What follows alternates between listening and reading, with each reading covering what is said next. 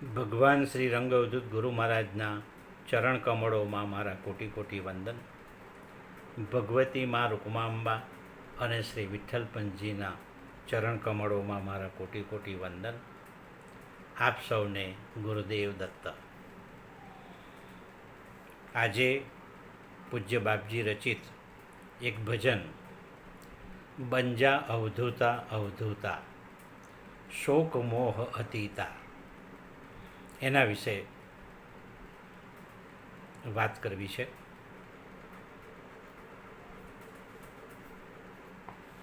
પૂજ્ય બાપજી પોતે જે અવધૂત કક્ષા પ્રાપ્ત કરી છે, તેઓ પોતે બીજા બધાને પણ અવધૂત બનવાનો ઉપદેશ કરે છે. તેઓ પોતે જે પરબ્રહ્મ પરમાત્માનો, પરમ તત્વના આનંદનો આસ્વાદ માણે છે, તેવી જ રીતે તેઓ પોતે બીજાને પણ આ રીતે અવધૂત કક્ષા પ્રાપ્ત કરીને પરમ તત્વનો આનંદ લેવા માટે, આનંદ માણવા માટે કહે છે.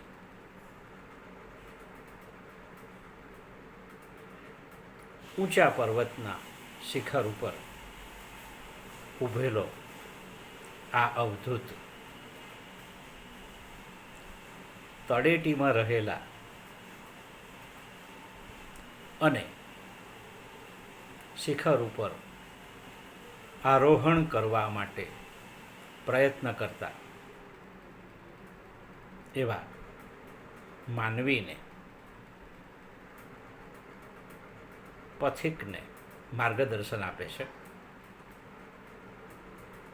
અને પોતે જે રીતે આ શિખર સર કર્યું છે, એવી રીતે આવા પથિકો પણ એ શિખરને સર કરે એવી ઉમેદ રાખે છે. શિખર પર આરોહણ કરવા માટે ભૂમિયાની, રાહબરની જરૂર રહે છે. તેવી જ રીતે આ જીવ માત્ર જે સંસારમાં રચ્યો પચ્યો રહે છે, એને પરમ તત્વની પ્રાપ્તિ માટે પૂજ્ય બાપજી આ ભજનમાં માર્ગદર્શન આપે છે. હવે આવું માર્ગદર્શન શાસ્ત્રો દ્વારા મળી શકે, વેદ ઉપનિષદ દ્વારા મળી શકે,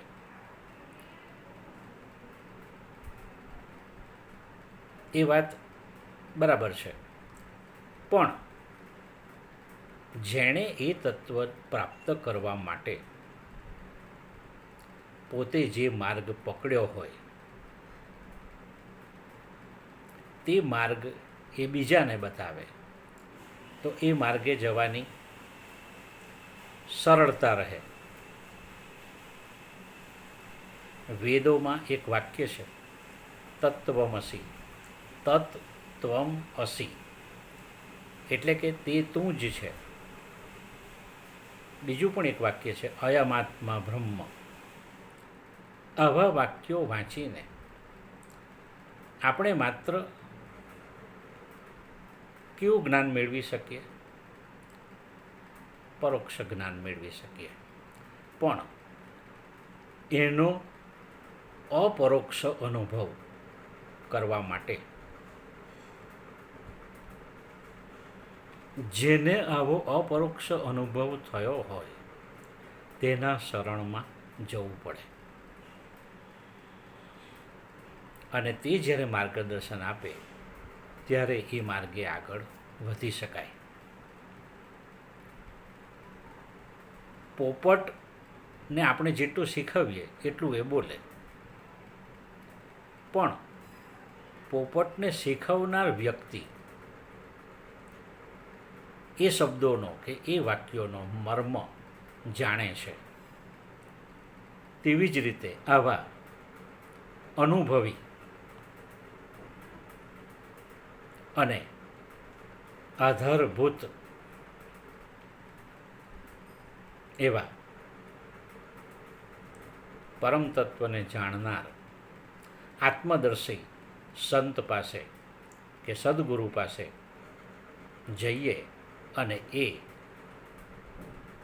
એની સમજણ આપે, આવા સૂત્રોની કે આવા વાક્યોની સમજણ આપે, ત્યારે જ સામેની વ્યક્તિને એનો અપરોક્ષ અનુભવ થઈ શકે એવું પૂજ્ય બાપજી કહે છે. અને આવો માર્ગ મળી જાય ત્યાર પછી પરમ તત્વની પ્રાપ્તિ પણ સરળ બને. જે માર્ગે પૂજ્ય બાપજીએ આ પરમ તત્વની પ્રાપ્તિ કરી છે એ જ માર્ગ પૂજ્ય બાપજી અહીં બીજાઓને, એટલે કે પરમ તત્વની શોધમાં આગળ વધતા મુસાફરને એ પોતે આ રીતે માર્ગ ચીંધે છે, માર્ગદર્શન કરે છે. અને તેથી જ એમની વાણીમાં અનુભવનું તેજ છે, અનુભવનું બળ છે, અને તેથી સૌના હૃદયમાં સોંસરવું ઉતરી જાય છે.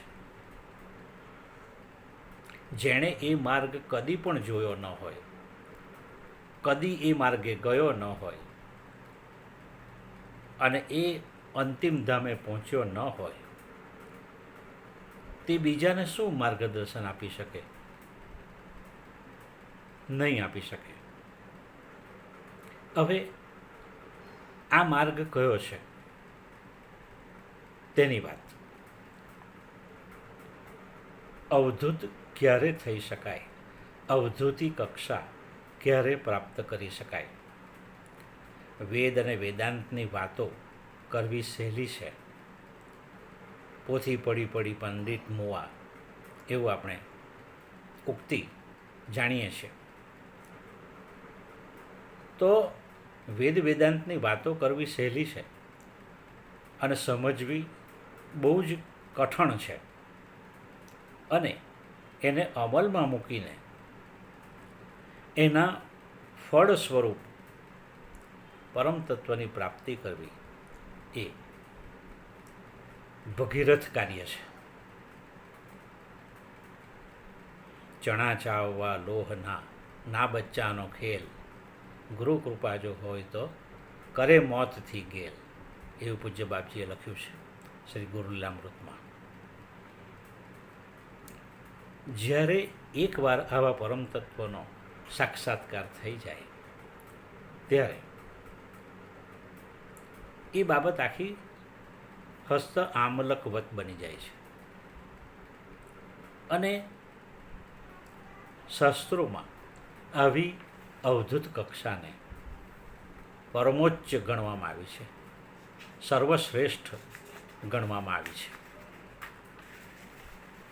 આગળ એ જ વાતને વધારીએ તો આ અવસ્થા એ કેવલ અવસ્થા છે. ફરીથી બોલું છું, કેવલ અવસ્થા. શરીર છે છતાં જેને શરીરનું ભાન નથી, શરીરના વ્યવહારો થયા કરે છે છતાં જેને એ વ્યવહારનું જ્ઞાન નથી, જીવન જીવે છે છતાં જીવન જીવવાનું જેને ભાન નથી, એ અવધૂત, એ અવધૂતી અવસ્થા. શારીરિક અસ્તિત્વનો ભાસ થાય છે છતાં જેનું અસ્તિત્વ જ નથી એવું જે દૃઢપણે માને છે, એવું જેને સમ્યક જ્ઞાન છે, તે અવધૂત. આ અવસ્થામાં કોઈ પ્રકારના બંધન નથી. જેમ પક્ષી આકાશમાં સ્વચ્છંદ વિહાર કરે છે, તેવી આ અવધૂતી કક્ષા છે, અવધૂતી અવસ્થા છે. એને કોઈ જાતનો પ્રતિબંધ કે કોઈ જાતનો નડતર કે કોઈ જાતનો અંતરાય નડતા નથી. જગત અને માયાનો પણ અંતરાય આવા અવધૂત કક્ષાએ પહોંચેલા મનુષ્યને નથી.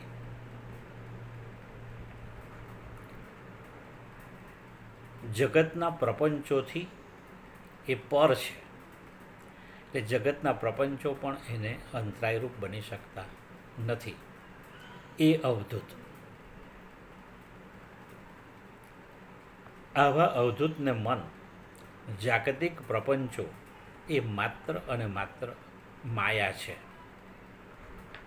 અને માયા સ્વરૂપે જ એ સમગ્ર જગતને જુએ છે, અને તેથી એ અવધૂત કહેવાય. આવા અવધૂત બનવા માટે સૌ પ્રથમ શું કરવું જોઈએ એની વાત પૂજ્ય બાપજી કરે છે,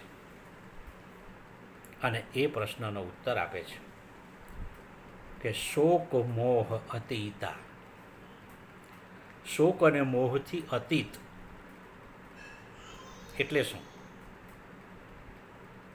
કે શોક અને મોહને પાર કરી જવા પડે, એનાથી પર થઈ જવું પડે. હવે એનો આપણે જરા વિચાર કરીએ તો શોક અને મોહ એ કોના સંતાન છે? તામસ વૃત્તિના સંતાન છે શોક અને મોહ. અને એ અજ્ઞાનજનિત છે, અવિદ્યામૂલક છે.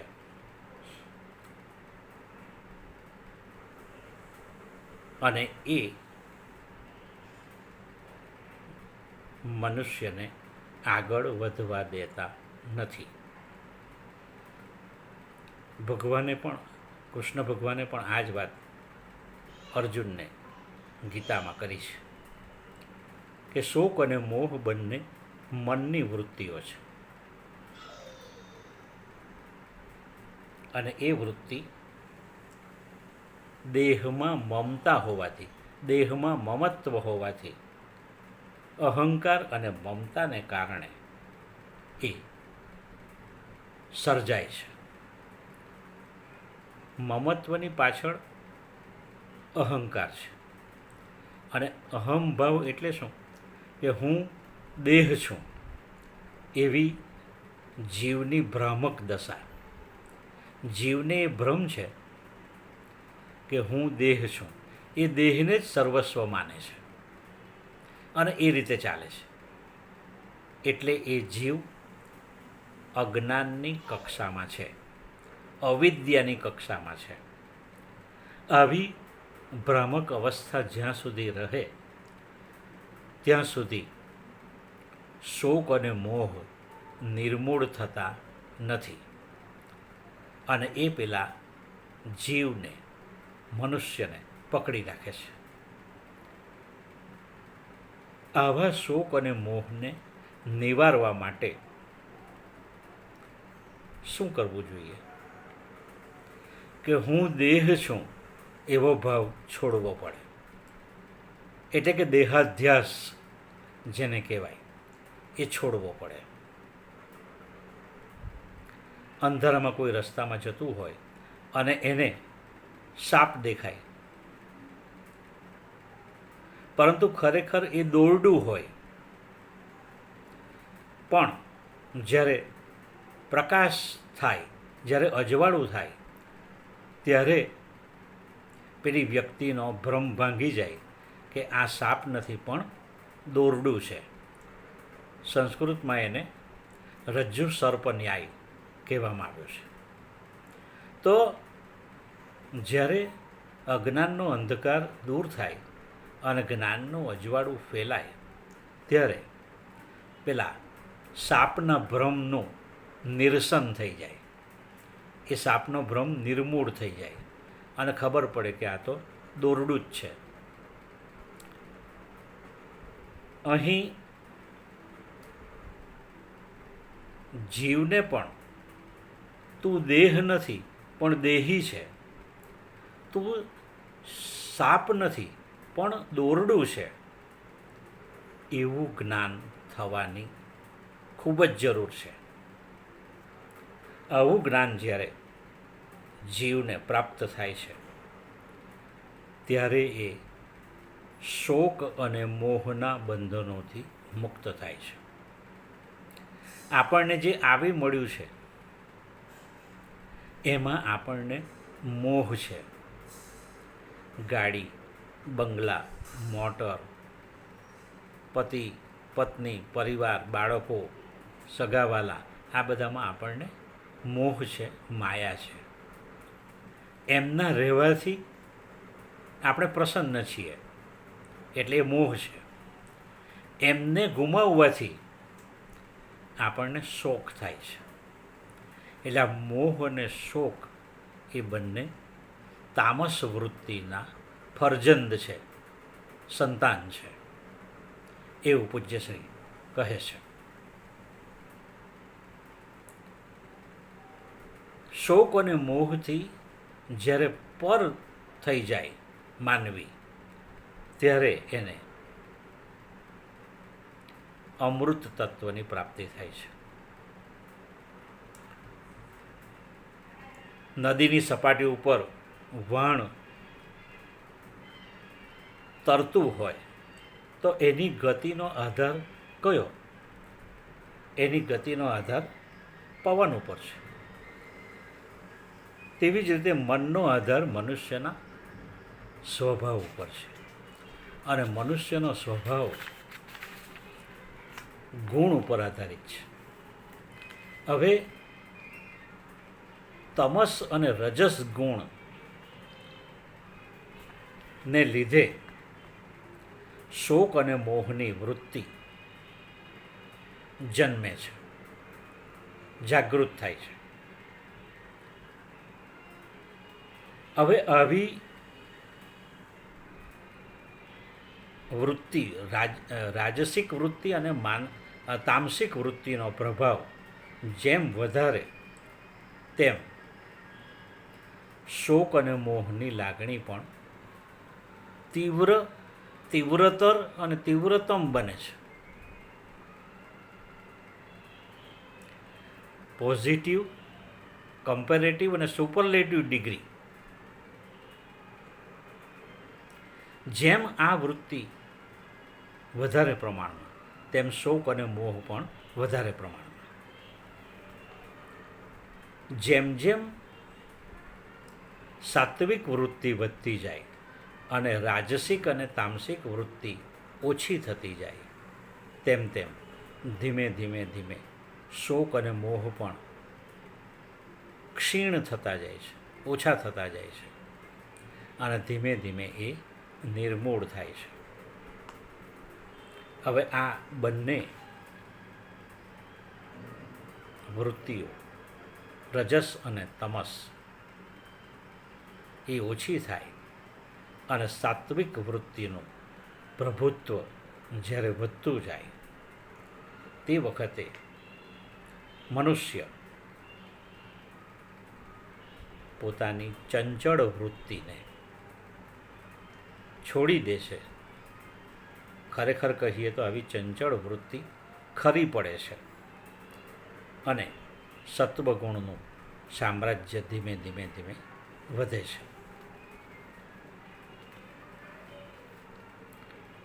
અજ્ઞાન મૂલક એવી આ રાજસિક અને તામસિક વૃત્તિ અથવા ગુણનો વિલય ખૂબ જરૂરી છે. જેમ જેમ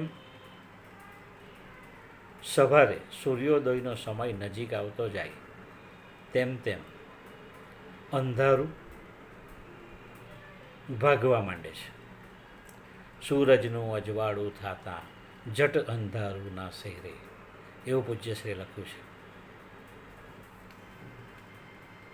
એ અંધારું એટલે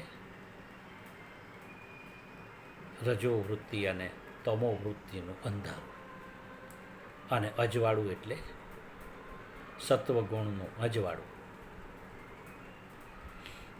જ્યારે આવો સત્વગુણ સંપૂર્ણપણે વિકસિત થાય છે ત્યારે જ્ઞાનનો સૂર્ય પ્રકાશે છે. જ્ઞાન સૂર્ય ઉદિત થાય છે. જેમ સૂર્ય અને રાત્રિ, અંધારું અને અજવાળું સાથે રહી શકતા નથી, તેમ મોહ અને શોકના નિરસન માટે, એના નિર્મૂલન માટે ગુણાતીત થવું પડે. અને આ જ વાત શ્રી કૃષ્ણ ભગવાને અર્જુનને કરી છે.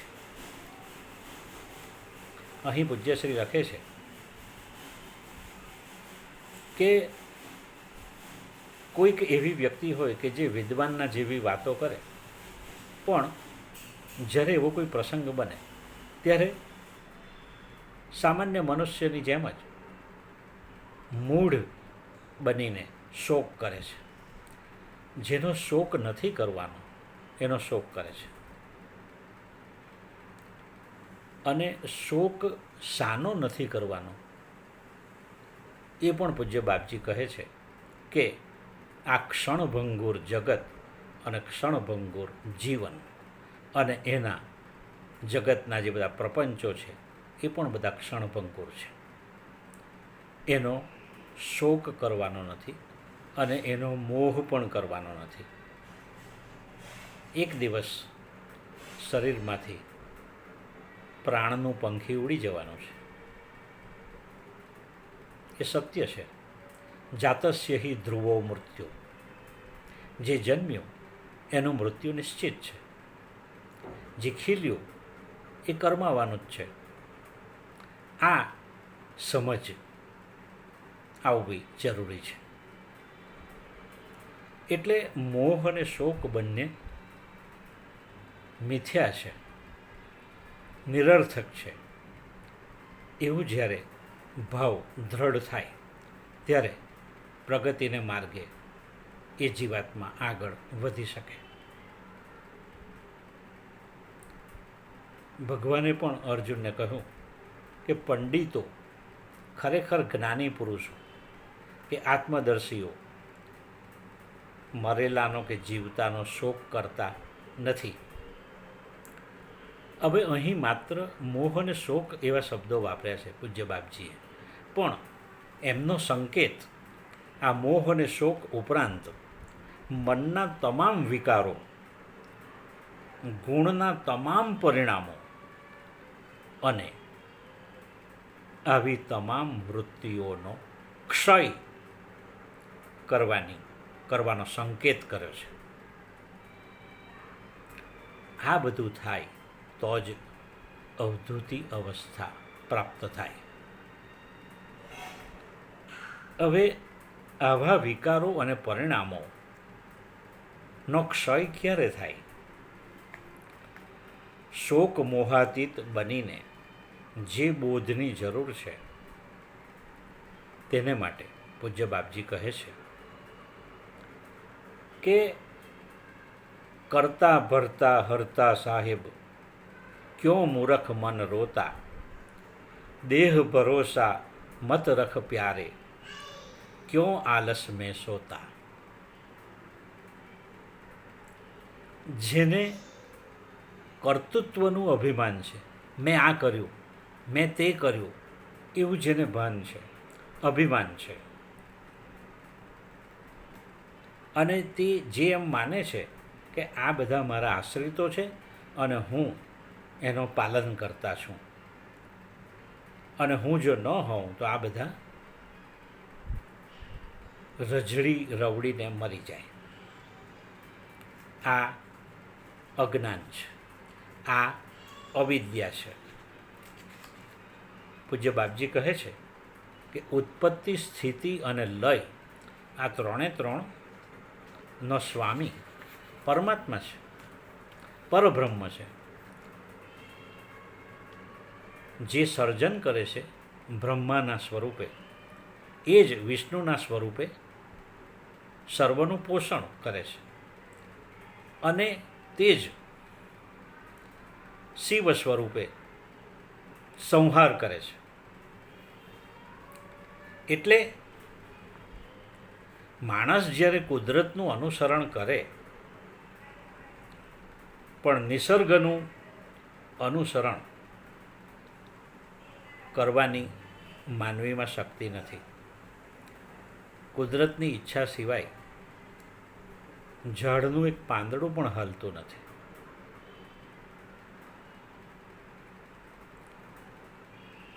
કોઈક વસ્તુનું સર્જન મનુષ્ય કરી શકે છે, પણ સજીવ પદાર્થનું સર્જન માનવી કરી શકતો નથી.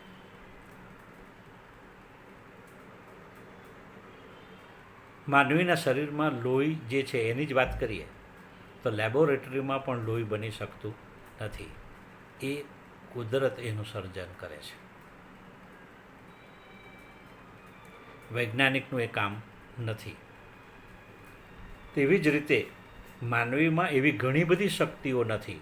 એ વામણો છે, અને એ જ્યારે સ્વીકારે ત્યારે જ આધ્યાત્મિક ઉન્નતિના માર્ગે એક ડગલું માણસ માંડી શકે. સચરાચર જગતની વૃદ્ધિ માટે 5 તત્વોની જરૂર છે. આપણે જાણીએ છીએ પૃથ્વી, પાણી, આકાશ, વાયુ, તેજ વગેરે. હવે આગળ જોયું તેમ બ્રહ્માંડના તમામ સર્જનોનો કર્તા, ભરતા અને હરતા ભગવાન જ છે.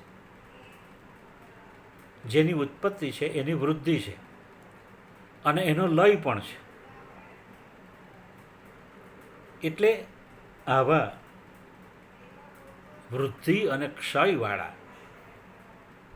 સંસારને વૃક્ષની ઉપમા આપી છે. વ એટલે વૃદ્ધિ અને ક્ષ એટલે ક્ષય. વૃક્ષ.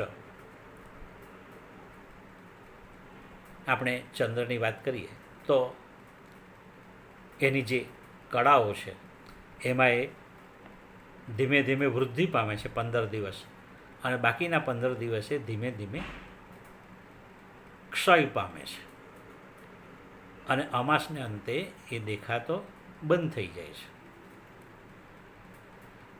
નિસર્ગમાં આવી વૃદ્ધિ અને ક્ષયની પ્રક્રિયા ચાલુ જ રહે છે. માનવીનું એમાં ગજુ નથી. કોઈને ઉત્પન્ન કરવાની કે કોઈનું પોષણ કરવાની કે કોઈને સંહાર કરવાની શક્તિ પરમાત્મા સિવાય કોઈમાં નથી. એટલે પૂજ્ય બાપજી કહે છે કે કરતા, ભરતા, હરતા એ કેવળ પરમાત્મા જ છે, પરબ્રહ્મ જ છે. અને એટલે જ ભગવાને અર્જુનને પણ કહ્યું કે યુદ્ધમાં તું બરાબર તૈયાર થઈ જાય, યુદ્ધ માટે તૈયાર થઈ જા. તું માત્ર નિમિત્ત છે. કરતા કારયિતા તો પરમ તત્વ જ છે. તારે તો માત્ર નિમિત્ત જ બનવાનું છે. અને આવું જે પરિસ્થિતિ છે તો એ જાણીને હે મૂરખ મન, તું શા માટે રડે છે, શા માટે રુદન કરે છે? આપણા રોજના વ્યવહારમાં પણ આપણે જોઈએ તો સંસારમાં કશું જ નિશ્ચિત નથી, અને બધું જ અનિશ્ચિત છે. એવા આ સંસારમાં અનાત્મ પદાર્થોમાં આત્મભાવ રાખવાથી માનવી માયાનો ગુલામ બને છે અને માર ખાય છે. જ્યારે માણસ પોતે અભિમાનમાં રાચે કે હું બધું મારા વડે જ બધો જન્મ થાય છે અને હું બધાનું પોષણ કરું છું, હું બધાનો લય કરું છું, તો આ અજ્ઞાનમૂલક, અવિદ્યામૂલક એવી વાત છે. આગળ પૂજ્ય બાપજી લખે છે કે દેહ ભરોસા મત કર પ્યારે. જે નસવંત છે, જે નશ્વર છે, એનો શા માટે વિશ્વાસ કરવો, એનો શા માટે ભરોસો કરવો? પ્રાણનું પંખી ક્યારે શરીરમાંથી ઉડી જશે એનો કોઈ ભરોસો નથી. એક ભજનમાં મેં સાંભળેલું કે શ્વાસ ખૂટશે, નાડી તૂટશે, શરીર રહેશે પલંગમાં, તું રંગાઈ જાને રંગમાં. એમાં આ જ વાત છે.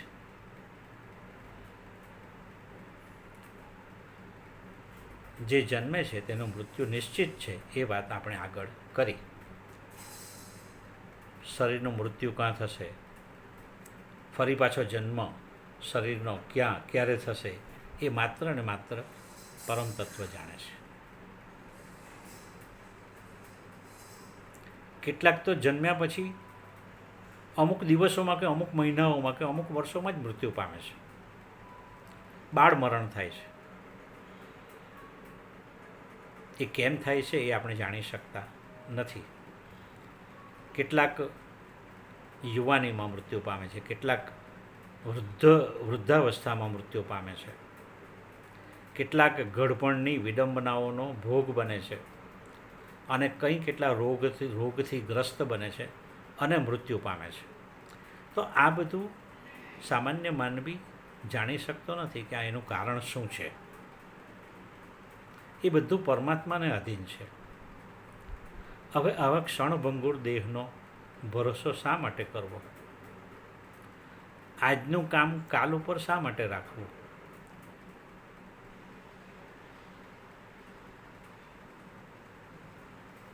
શરીર અમર છે, યૌવનનો આનંદ માણવો જોઈએ.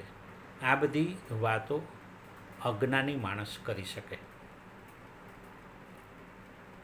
ઘણા એવું કહે છે કે જુવાનીમાં જલસા કરો, ઘડપણમાં ગોવિંદ ભજીશું.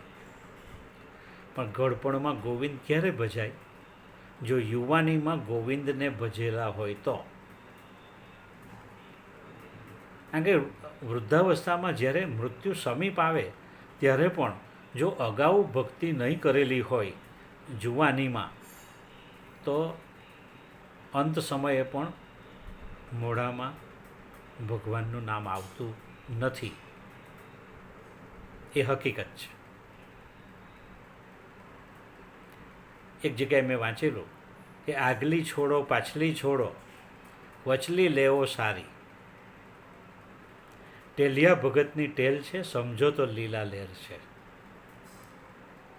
આગલી એટલે બાળપણ, પાછલી એટલે ગળપણ અને વચલી એટલે યુવાની. આગલી છોડો પીછલી છોડો, વચલી લેવી સારી. એટલે વચ્ચેના સમયમાં જુવાનીમાં જ ભગવાન ભજી લેવા, તો જ અંત સમયે પણ ભગવાનનું નામ મોઢા ઉપર આવશે. આ વાત છે.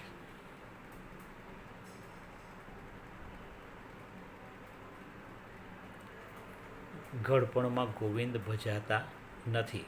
જો જુવાનીમાં ભજેલા હોય તો જ ઘડપણમાં ગોવિંદને ભજી શકાય, ગોવિંદનું નામ મોંમાં આવે. બાપજી લખે છે આગળ કે ક્યું આલસ મેં સોતા. હવે આ આળસ જે છે, પ્રમાદ, એ માણસનો શત્રુ છે, વેરી છે. આજનું કામ કાલ ઉપર ઠેલ્યા કરીએ તો કાલ કરતાં જીવન પૂરું થઈ જાય. આજનું કામ આજે જ કરવાનું અને અત્યારે જ કરવાનું, એવું પૂજ્ય બાપજી અહીં કહેવા માગે છે. શરીરનો ભરોસો રાખ્યા વિના આપણે જે કામ કરવાનું છે તે આજે અને અબઘડી જ કરવું જોઈએ. અષાઢમાં મેહુલો વરસે તો તે કામનો, પણ ભાદરવામાં ને આસોમાં વરસે મુશળધાર તો એ નકામો.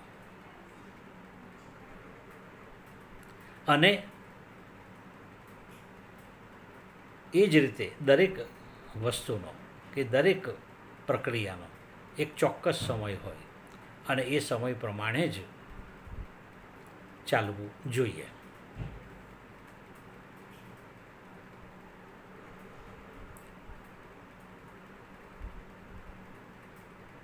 બાપજી કહે છે કે સાધન